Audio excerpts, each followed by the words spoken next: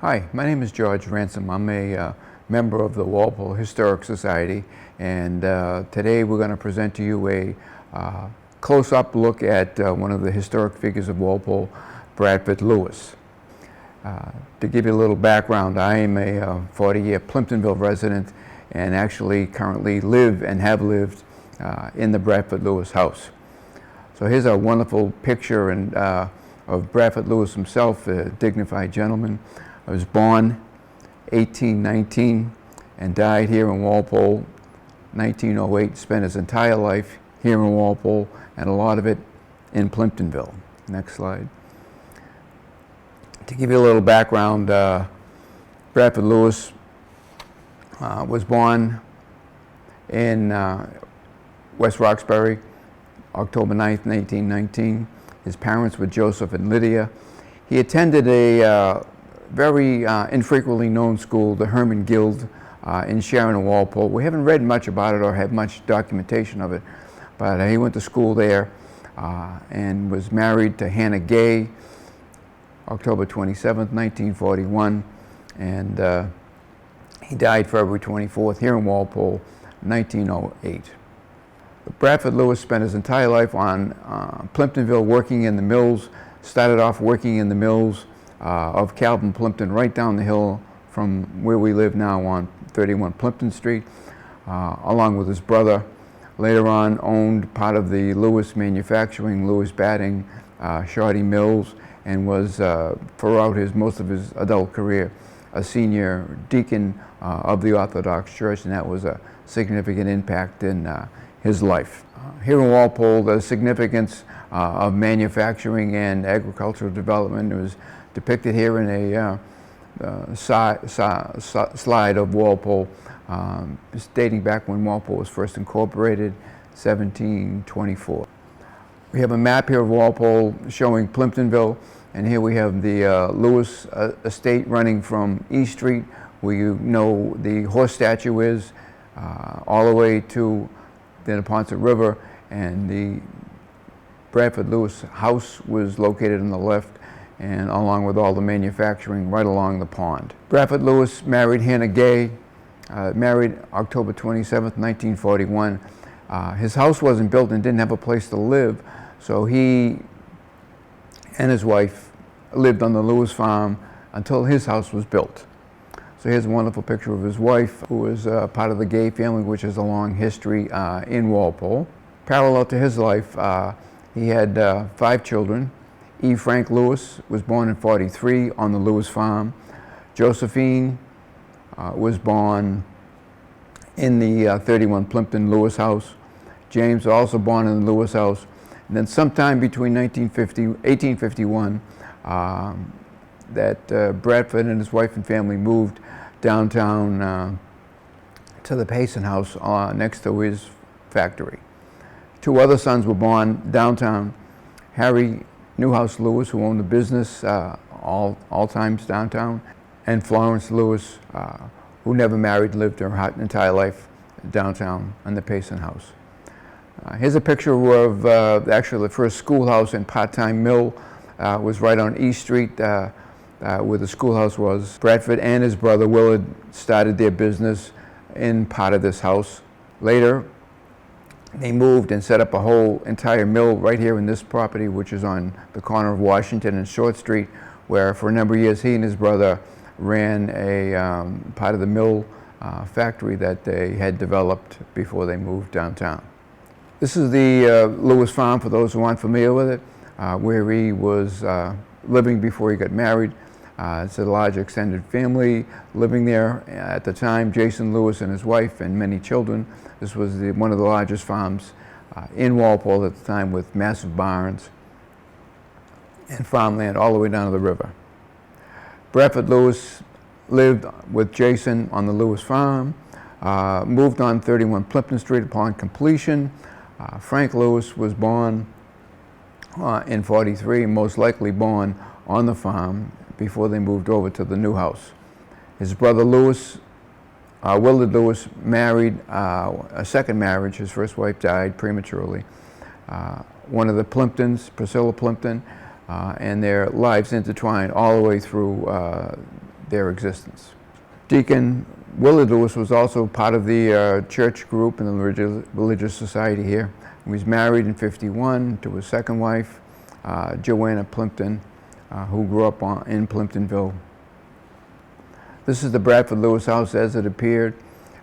Without the porch, it was a standard cape, and much of it existed today. The porch was added about 1900. The Bradford Lewis house had a fieldstone foundation, was dug by hand.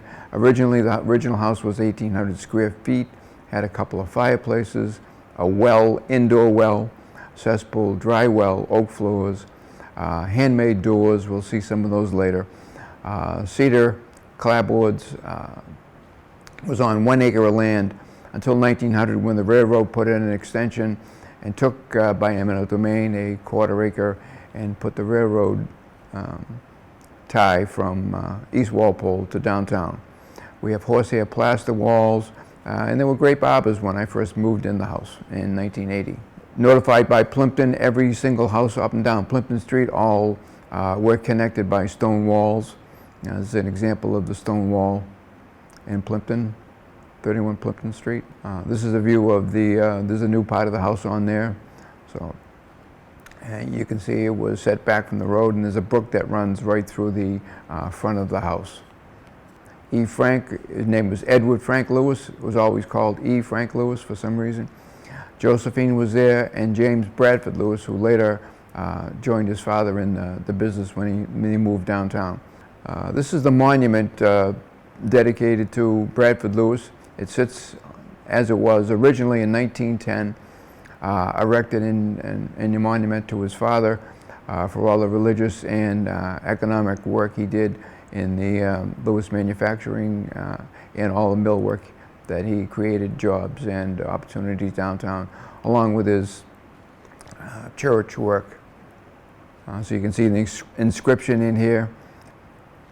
And so that's when we know how we know the date was 1910. And this would be an unfamiliar picture for most of us because the Lewis statue was there for only a brief period of time, was erected in 1911, and at some point later moved to the corner in front of the barns where the telephone pole is now. All the curbing that you see there was removed and moved to Bradford Lewis's house, downtown Walpole, the old Payson estate. So this is the original group of people in the Lewis family when they erected the statue and had a dedication ceremony. Walpole was always known for having massive ceremonies and depictions of some of their former people here in Walpole. You can see where the original statue was. It looks a lot smaller than it does now. This is Isaac Newton Lewis, who lived right next door to the statue that we just saw. Lived almost his entire life there, and his note to fame was that he was the builder of the Lewis Castle, which was built in 1896. Some more details. The house is a little bigger than it was now. We added about 1,700 square feet on the right-hand side, but still were able to keep the continuity of the look of the house as it was originally built. So we had a sign erected so we can commemorate the exact date, 1844. The house was originally bought for $500 the lot, and the house was built for $500, all on loan and a handshake to get the house built. This is a picture of Calvin Plimpton, who was a big creator of the Plimpton Ironworks. So he and his brothers and father created all of the Plimpton industries down the street, and Calvin employed Bradford Lewis in a number of capacities for a number of years, running mills and other businesses they had down there in Plimptonville. None of it's there anymore, but we can see in a slide later what it looked like.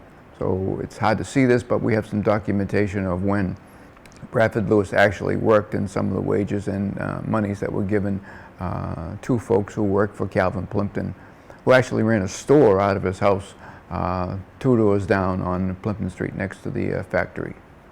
So as all the time I've lived here, it's still, I'm amazed at how big the actual factory setup was, and at some point employed greater than 75 to 100 people in various furnaces and building materials, sat nets, nails.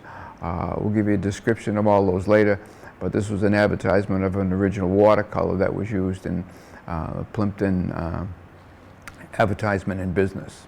This is, we have a map of Plimpton Village, so you can see the details right where the river is and where the cross section is the railroad. Was built in 1980 by the influence of George Plimpton, Calvin Plimpton, and the Byrds. Made a significant impact in commuting in and out of Boston, and along with sending goods and services out. They started off with whole manufacturing, and they actually had a foundry built right down there in Walpole on Plimpton Street on the river. So here's the site where part of the rivers were, and a lot of small factory buildings, including a carpenter shop. They made sat nets down there. They made twine. They had a twine factory down there, and it's amazing how large the area was, and all funded by the work from the ironworks. Some of the business, as we talked about, were a machine shop, hosiery, yarn, springs. They made springs.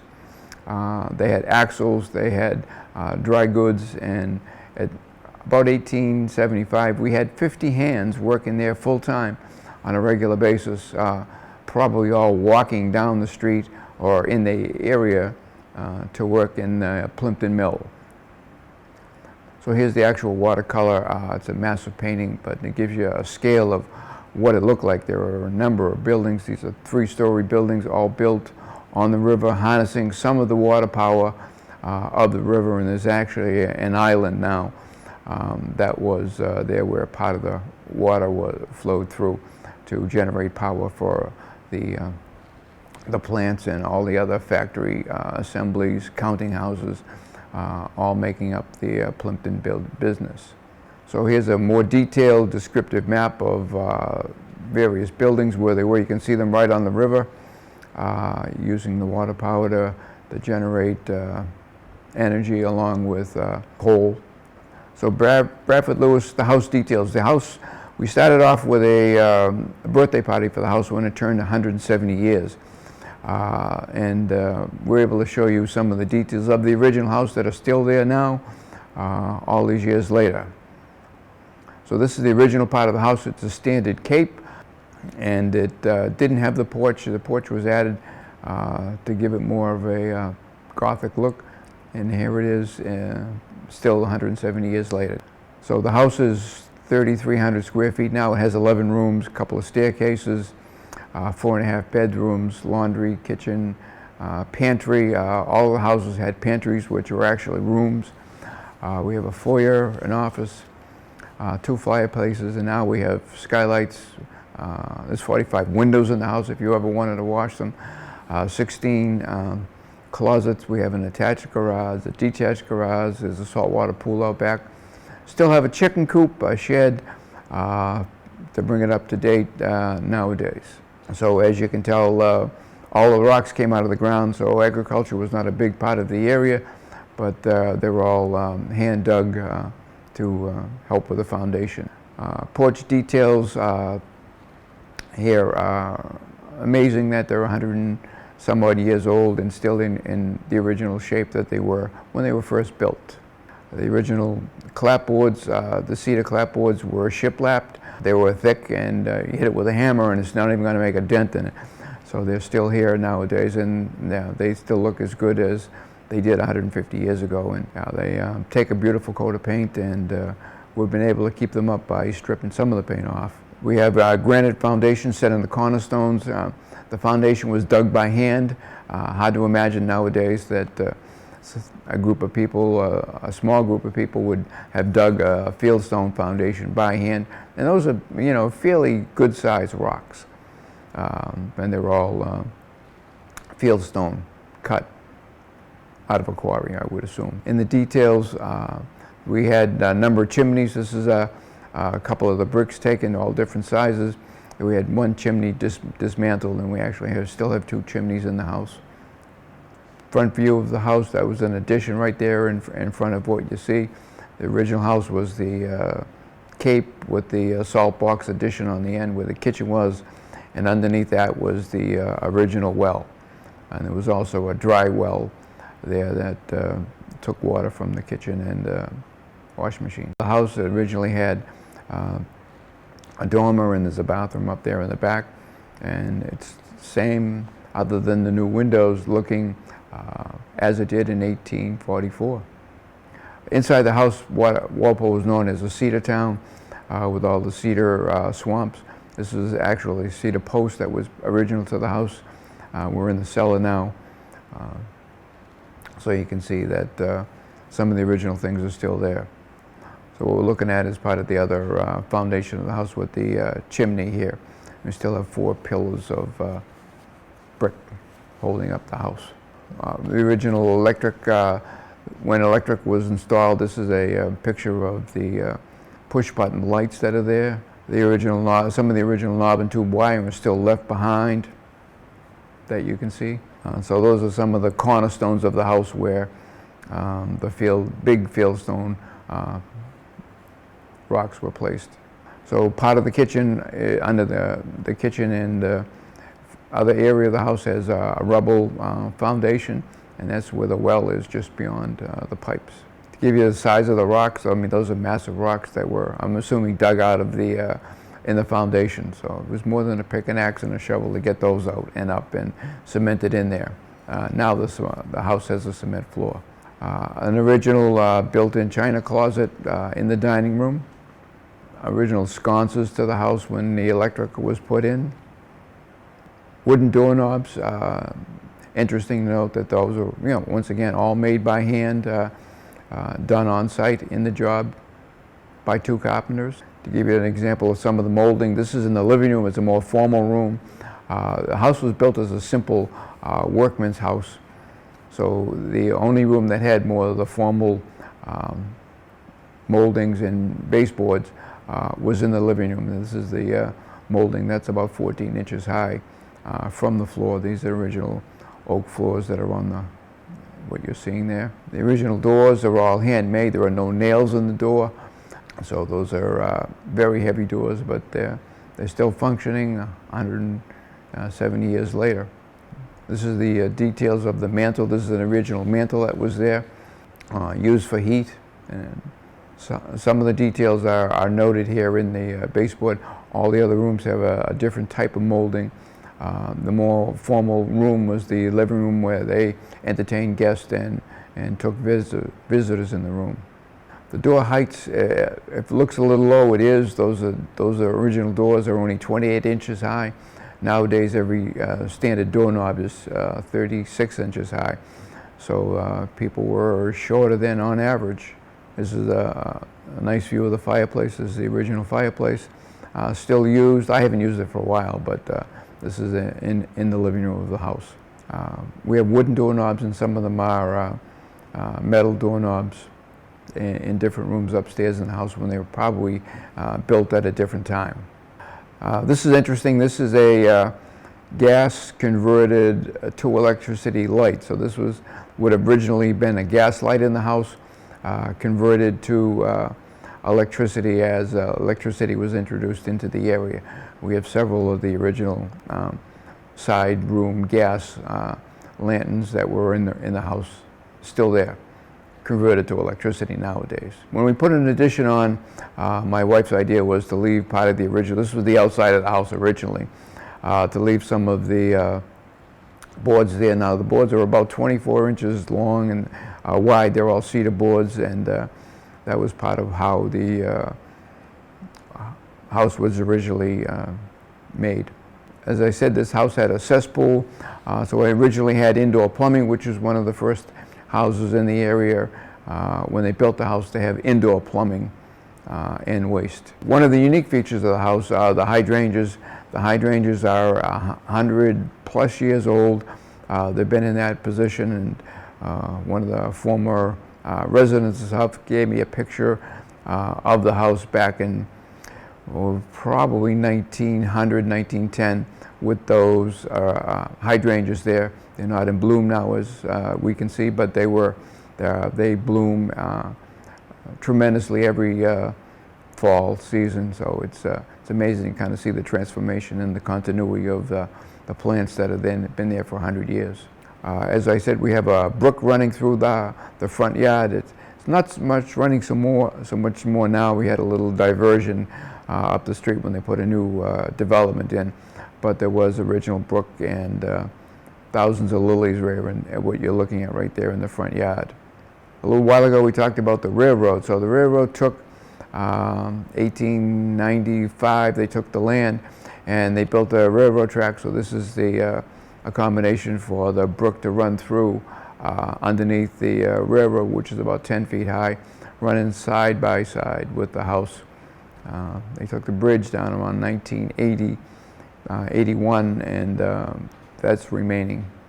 So Bradford Lewis, once again, he was a deacon of the church. He was one of the owners of the Lewis Manufacturing Company and various businesses in the mill complex, which we'll see a little later.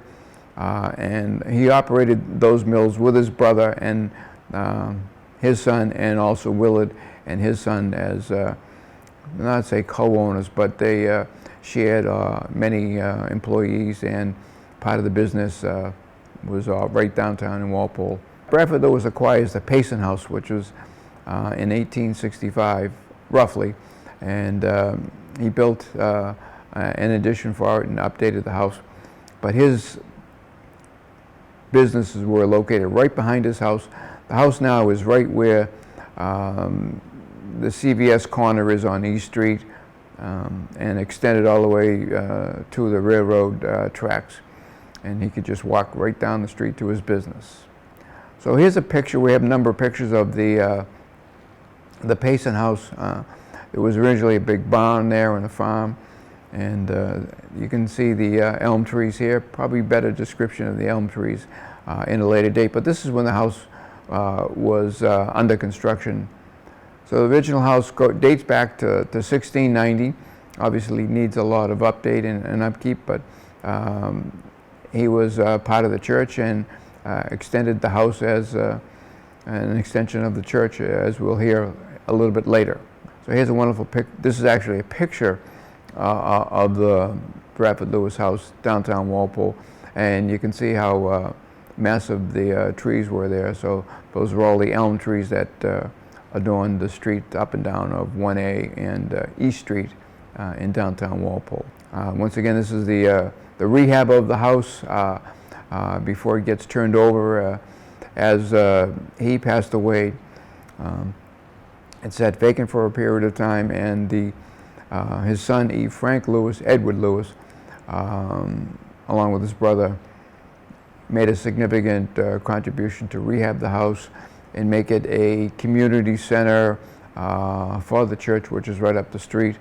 And it became what we might think of nowadays as a kind of a community center, YMCA building with athletic fields out back. Here's what it looked like when it was the renovations were completed. It was a beautiful building. There were an auditorium, a library, rooms for Bible studies there, along with the original house, and it must have been quite a sight. So yeah, here we are with the elm tree there, and the site extended about 2 acres out back. So there were many opportunities for open space, fields, and community meetings that were all held there at the Bradford Lewis house. So to commemorate the gift of the Bradford Lewis house to the community, as I said earlier, many of the dedications of the Bradford Lewis house was done after his death. He died in 1908, but this was about 10 years later. All the updated renovations and adjustments were made, along with significant contributions to facilitate all of those changes. But they had a big opening ceremony, as you can see, in 1919. And the house existed for a number of years there.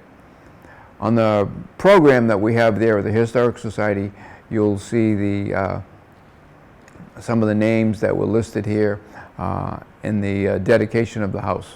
So we see, it's probably hard for you to see, but there's Hartshorn and Plimptons and Kendalls, who were big contributors to the community and the businesses later owning the Bradford Lewis mill. So Reverend Payson, he was a famous preacher who came here 1729. He preached here for over 50 years. He lived in his parsonage. His home was on the lot adjoining Bradford Lewis homestead on the west side of Main Street, and it was there until from 1690. Amazing. So this is actually a postcard and a better clear look at the close-up of the Bradford Lewis estate. Here's another look with the, I think we can see the car out front. Yeah, here we have a nice picture in the wintertime of the original house connection and to the barn and the barn itself right there. So the demolition of the house, we were noted by the Bradford Lewis Center in 1940, so it existed for over 20 years in the community as a community center, and it was made way for a A&P on the same property. So here we have a handwritten map of where it was, the Lewis place. In 1935 it was noted. So there's the 1A and East Street location. So Bradford Lewis, he dies February 24th, 1908. His house and barn becomes part of a church community center after extensive renovations, and it later it became part of the United Church of Christ, and continues to have a Bradford Lewis Hall and Community Center in the building, along with the original picture that you saw earlier hung up in the auditorium. So Lewis Manufacturing becomes difficult to figure out who owned what in terms of what Lewis owned, what Bradford Lewis owned, and what his brother owned. And sometimes I think they shared employees and expertise. But they made anything from linens to batting, bandages. Lint from sails were used to fill mattresses and furniture. Stuffing, cotton waste. They did cotton waste watching. All done in various buildings along the way in right downtown on West Street. So here's a picture of grouping of the employees. At some point there were 70 employees just in the Deacon Lewis mill site. So this is an area view. This is another postcard, an aerial view of what it might look like around 1900. And you can see the railroad right in front of you, so that's where the train station is now. And it was a significant complex of buildings. This is a more detailed map of some of the different sites and furnaces and buildings that were on site on Lewis Manufacturing Company. This is a postcard of the part of the Lewis Mill on both sides of the road on West Street. And what you're seeing right in the front and center, right over where the water goes underneath the road there, is the original, one of the original buildings that function as the corporate offices. And the pond doesn't look that big now. It isn't, was probably silted in a bit. But the water power was harnessed, as we'll see in several slides later. And you can see some of the furnaces and foundry type buildings that were out and back with the large chimneys. So here we have a winter view. I don't know where this picture was taken, but it was sometime probably around 1900. Certainly I'll give you a description of some of the old buildings. A lot of them were wood, and they suffered a number of fires, as we'll see and hear about a little bit later. And those two buildings on the right would have been where the MBTA parking lot is now. And just before the town green is where the church is. Part of the industry was done on the Lewis farm. Here's a picture of Mary Morgan on the Lewis farm, 1936, from a newspaper article we found, where she had a spinning wheel operating on the Lewis farm, taking some of the cotton and materials that were manufactured locally and presenting goods for folks living on the farm, Lewis farm at that point. Yeah, so here she is going about her production. And the heading of the offices of the Bradford Lewis Company and Lewis Manufacturing, we see that they had auxiliary offices in manufacturing plants. I was amazed to find out New York, Chicago, Oakland, Kansas City, and Philadelphia. And along with, there was a major office downtown Walpole that was used, downtown Boston that was used on some factions of the business. They were all manufacturing of cotton and cotton goods. So here's a picture, once again, on West Street of the original complex. So part of the manufacturing was done right here. A lot of the folks lived within walking distance. Cars weren't around. So we have 2 or 3 big hotels that were developed right downtown Walpole, right on, both on Route 1A, one right near where McDonald's is, and the second one, which was a larger hotel, right up the street, 1 block from Lewis Avenue.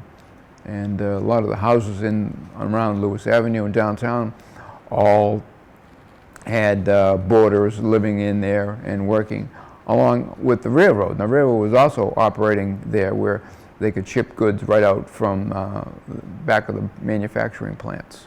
So this is a original description of Curity, and Curity is a infamous name with Lewis Manufacturing, and it was brought to the forefront of production by Henry Plimpton Kendall, and he was born in Plimptonville and took a fledgling company, conglomerated it, and made it into a significant business, especially started during the war, where lint bandages were developed to supply the government with medical needs, along with various other technical operations that were done there in the Curity part of Lewis Manufacturing.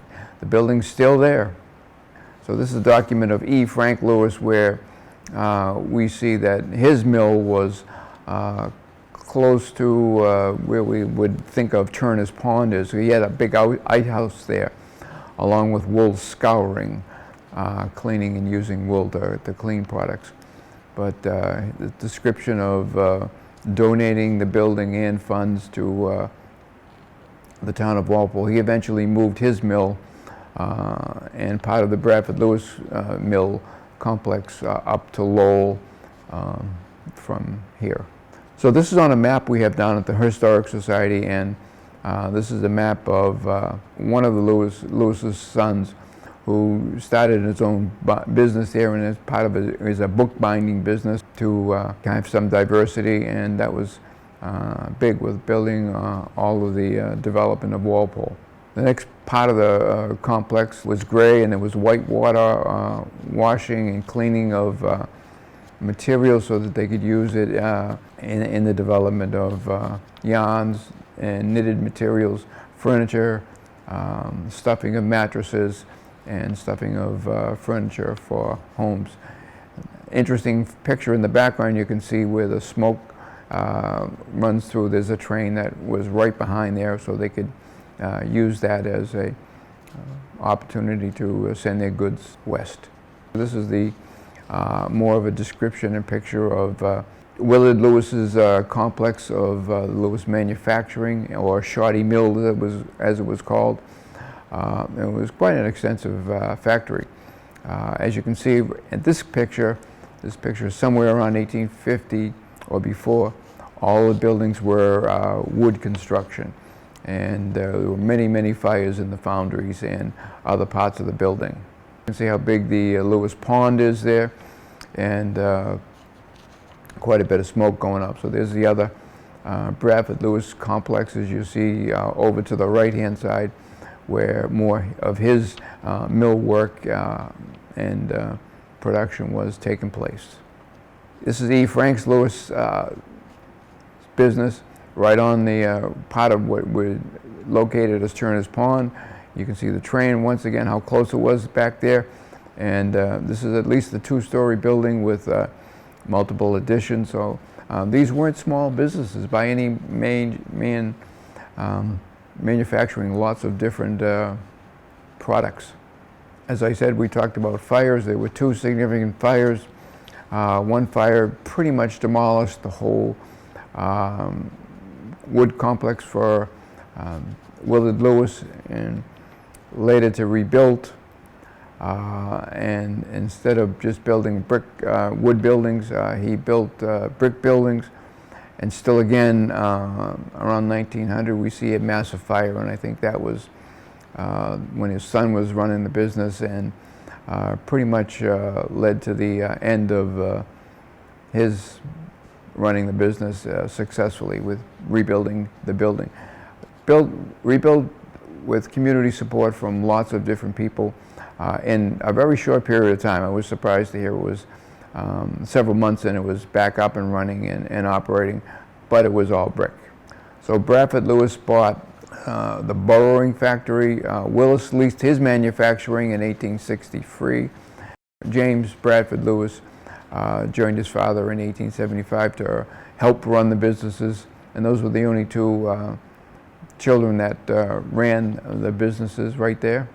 The Lewis privileges. Originally along the Neponset River, you had to purchase privileges. So Lewis privileges, where most of the businesses were on West Street, and this is where the Curity products were, and they made hospital and nursery products. And Pampers were actually developed there post-World War II with the help of transporting bombs across the ocean so they didn't rust. One of our local Pimptonville residents who lived his whole life here developed a material that absorbed moisture on the inside but not on the outside, and later became part of Pampers. There was a significant water wheel there in 1895 to generate some power along with the foundry. So Willard leased his business to start with. As I said earlier, he had about 75 hands there. They had some tremendous fires, and the companies were kind of jointly run and owned, and did a lot of different small businesses along the way to help the community. James joined the business in '75, pretty much assuming when his father was older and not able to keep up with all of the different mills at his age. George Arthur Plimpton bought the company in 1900 after the fire, resurrected it financially. His nephew was Henry Plimpton Kendall, probably the most successful of the Plimptons financially. Worked for him, grew the company in 1928, merged with Colgate-Palmolive, and they had absorbent lining diapers and invented Kotex, and became one of the largest corporations in the country. Later on, sold the business to Covidien, and Henry Plimpton was a consultant to presidents on business during the wartime, and just a very financially independent businessman locally here in Walpole from Plimpton Street. So the more specifics on what they made cotton linings, percolators, which as I understand was used to filter materials out. They bleached materials, they had book binders, they made comforters, they had wool scouring, the big ice houses there on what was Turner's Pond. Cotton and yarn were threaded and developed there, and the lint bandages along with the bookbinding products. Site of the former Lewis Mill and Kendall offices can still be seen today. As you look at it today, you can go right down there, and that's the corporate offices of the Lewis Mills when they were in their heydays in the 1920s. This is probably not able to see that now because they're building a big apartment complex, but this is the actual Neponset River with part of the Lewis manufacturing business right there in the background in those brick buildings. But that was the extent of the river. It flooded over a number of times, and luckily it hasn't flooded lately. So, but that's the Neponset River. So the railroad used to run right in front. I have a postcard of when the railroad ran right in front of this building. This is right on the complex on the back of West Street, along which eventually would be 27, heading out of Walpole. So this is right at West Street, and the water from the river is funneled right beneath the building, and water wheel and water generation was right there in the building itself. And if you take a tour of the building, you probably could see it. So the building was a 3-story brick building that was quite extensive, and as I said earlier, they had a number of employees here for a lot of years until the 70s. Still operating nowadays are other non-manufacturing businesses. This is the back side of the building, abutting the railroad station. Probably you won't be able to see this picture because they're putting a cluster of condos. Probably 100 condos are going in right near there. Senior Deacon Bradford Lewis, many of his manufacturing businesses were deeply connected to the community and local churches, and as a religious aspect of life was a significant existence in the study of theology. Many of the Plimptons all attended Amherst College when it was primarily a secular theology college, and developed religious convictions from that.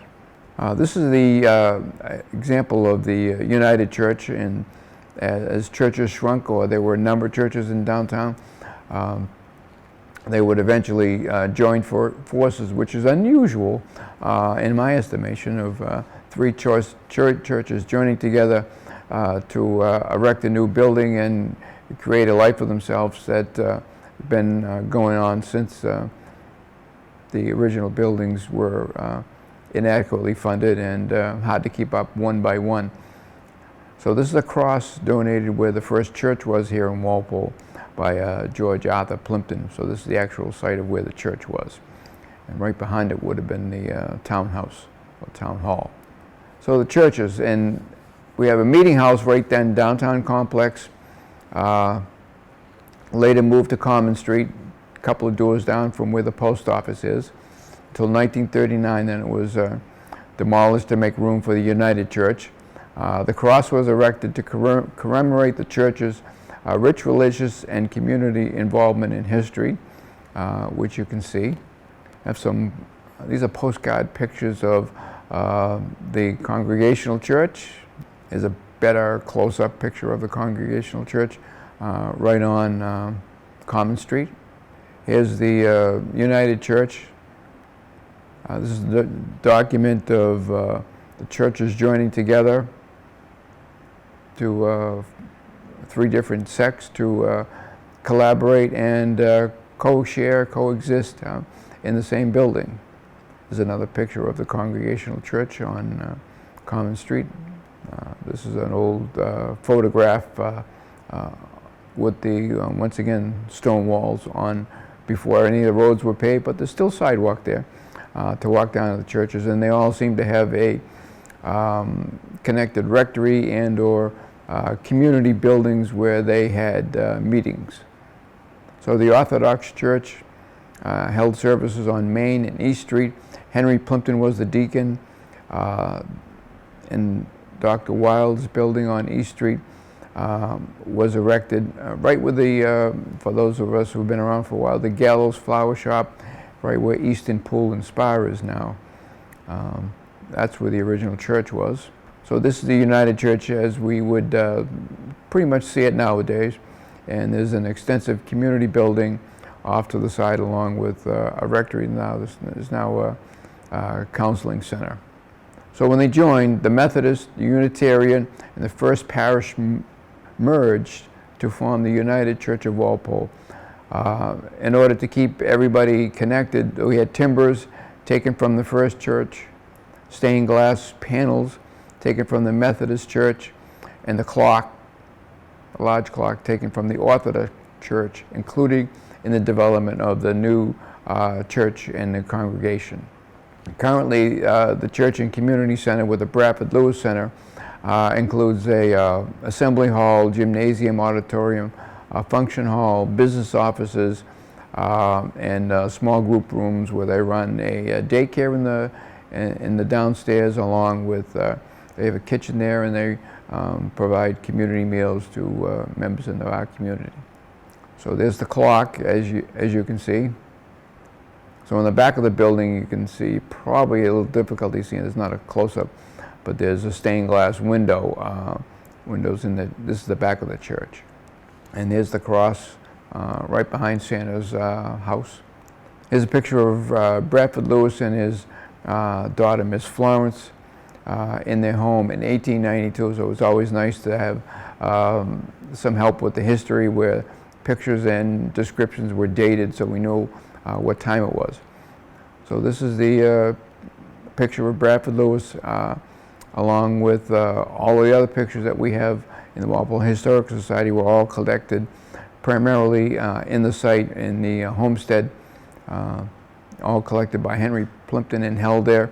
And he just recently turned them all over to us when his heirs closed the Kendall Museum over in Sharon.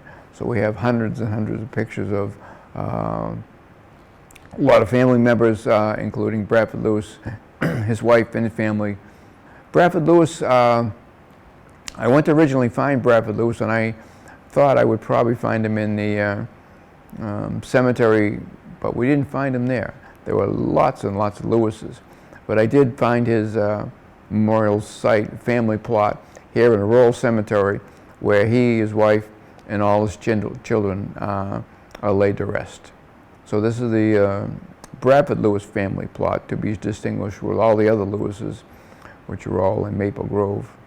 So there's a close-up and helping us with the dates and names of all the Lewis family members. All his children were buried right here on the site, flanking him. So thank you for the Walpole Historic Society, mainly the archivist Roger Turner for all of his documents, and we had some assistance from Justin Children regarding technical assistance on developing a PowerPoint presentation.